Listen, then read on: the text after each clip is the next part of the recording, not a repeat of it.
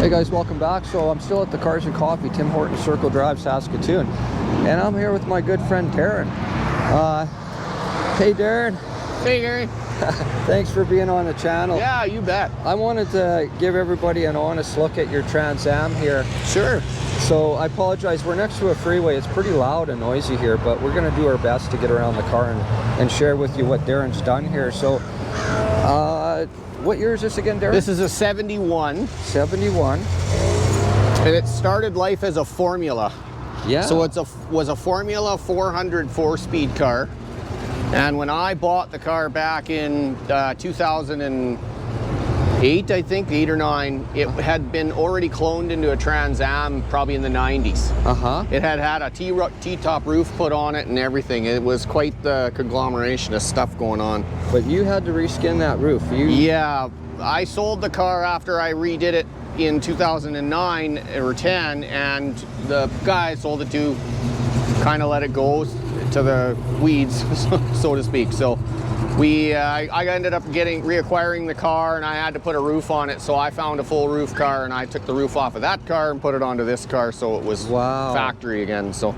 Wow, lots of work. Lots of work. Yeah, it was. I actually had a guy that's really good with cars do it for me, because I could have probably done it, but for safety's sake, I wanted to make sure it was done 100% correct. Important part of structure. Yeah, exactly. Now, tell us about what's under the hood here. This is fresh. Yes, it is. It's got probably 200, not even 200 miles on it yet. So it's a 1970 block.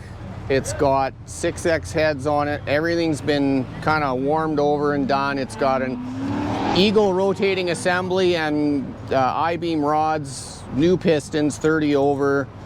I was lucky enough to find a virgin block that had never been done, so it was a nice starting point. And did that block come with 6X heads as well? The block didn't. I acquired those through another guy. I traded some 4X heads that I had for it. Oh, okay. But the 4X heads were really small chambers, so the compression was way too high for the street. It's got a full roller cam and valve train in it. It makes RPM like crazy. It's unreal. Yeah. Yeah, and it's an M24 speed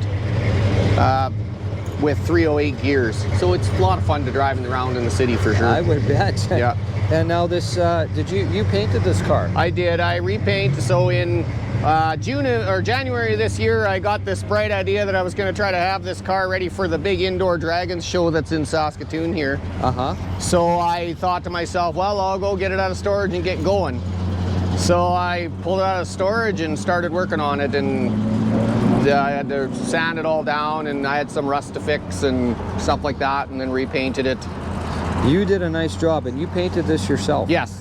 Yeah, wow. I couldn't afford the hobby if I had to pay someone to do everything, so I got to be able to do at least some of it myself. Now I should mention, Darren owns Roland Steel. You're the owner-operator of Roland Steel. You're our go-to wheel guy shop. You have a full-size paint booth in your shop, so that affords you the ability to actually do this. Yeah.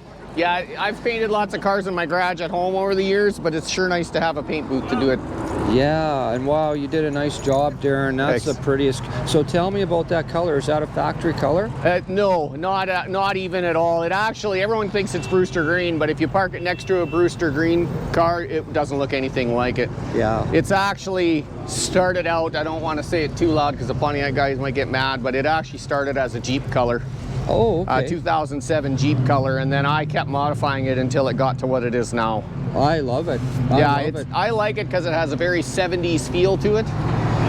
It's a beautiful color, and I don't know if you guys are picking this up in the video. Yeah, it's hard to see in the video. There's a lot of metallic in there.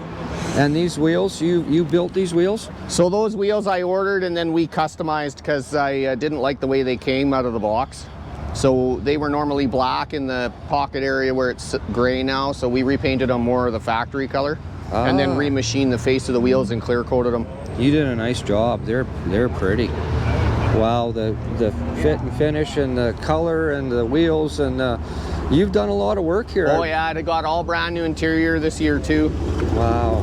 This interior was done by Hagel Upholstery in Dalmany here. He does very good work. I like the choice of colors too. Yeah, he brought a bunch of swatches out, and we stood next to a spray out of this color green and started going through and picked the 2 colors we thought would go nice with it. They really complement each other. I like it. You've done an amazing job. Yeah, it's come a long ways in a short time, that's for sure.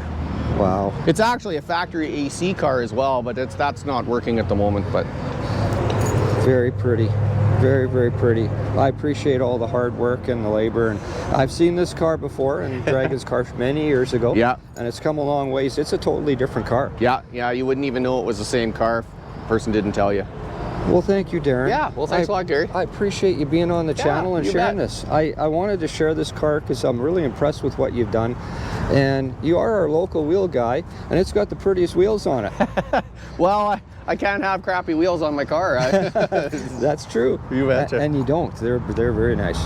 Anyway, thanks very much, guys. I appreciate you watching. It was nice to actually share this car with you as Darren. Like I say, he's done a ton of work here, and I really appreciate it. So thank you very much. Appreciate it. Bye-bye.